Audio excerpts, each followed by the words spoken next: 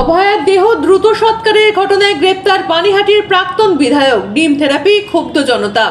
2024 সালে 9 আগস্ট আরজিকর কাণ্ডে অভয়ার মৃত্যুর পর তার দেহ দ্রুত সৎকার করা হয়েছিল। এমন অভিযোগকে কেন্দ্র করে নতুন করে পদক্ষেপ করল খড়দহ থানার পুলিশ। অভিযোগ, মুখ্যমন্ত্রীর নির্দেশে এই ঘটনায় 3 জনের বিরুদ্ধে খড়দহ থানায় মামলা দায়ের করা হয়। সেই মামলার তদন্তের পর পানিহাটির প্রাক্তন বিধায়ক নির্মল ঘোষ, সঞ্জীব মুখার্জিকে গ্রেপ্তার করেছে খড়দহ থানার পুলিশ। ঘটনাটি ইতিমধ্যে চাঞ্চল্য ছড়িয়েছে। মামলায় আরও এক অভিযুক্তের ভূমিকা নিয়েও তদন্ত চালাচ্ছে পুলিশ। তবে অভিযোগের সত্যতা এবং অভিযুক্তদের বিরুদ্ধে আনা নির্দিষ্ট ধারাগুলি তদন্ত আদালতের পরবর্তী প্রক্রিয়াতেই স্পষ্ট হবে।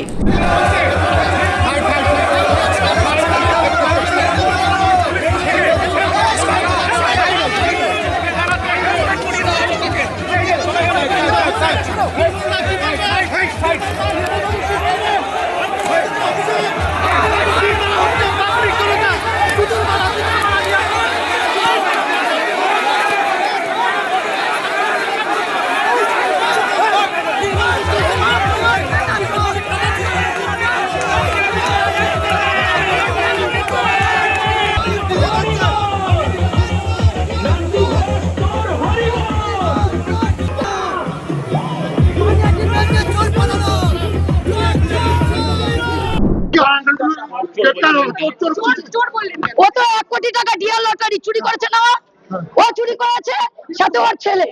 তারপরে অভয়ার বোন আজকে শান্তি পাচ্ছে।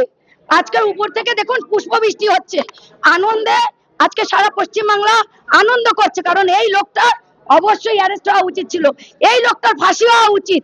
প্রত্যেকটা মেয়ের আজকের আওয়াজ তোলা উচিত এই লোকটার ফাঁসির জন্য। পালিয়েছিল তো, পালিয়েই তো থাকবে, কারণ ধরা তো পড়বেই। যখন তৃণমূল সরকার ছিল, অভয়ার মা, অভয়ার বাবা চিৎকার করে বলেছে যে এই লোকটা সমস্ত কিছুর জন্য দায়ী, কিন্তু তৃণমূল সরকার শোনেনি। আজকে বিজেপি সরকার এসে দেখিয়ে দিল যে কি করে আসামিকে অ্যারেস্ট করা যায়। না, 2 বছর তো হবে। আমরা কতদিন ক্ষমতায় এসেছি? আমরা ক্ষমতা এসেছি কদিন? আমরা মাত্র ক্ষমতা এসেছি 4 মাস। বিজেপি সরকার ক্ষমতা এসেছে 4 মাস। সুশাসন হবে। হ্যাঁ, উড়িষ্যা থেকে তাকে ধরা হয়েছে, বালেশ্বর থেকে তাকে ধরা হয়েছে। কারণ জানে যে ওনাকে উনি অ্যারেস্ট হবে আর ওনার যথাযোগ্য বিচার হবে।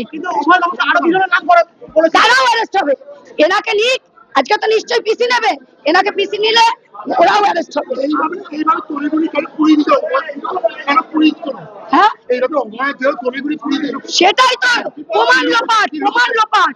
পুরোদমে প্রমাণটা লোপাট করার জন্য উনি এটা করেছিলেন। উপরে রাত নিশ্চয় নাট্টু ঘোষ করেছে, নাট্টু ঘোষ।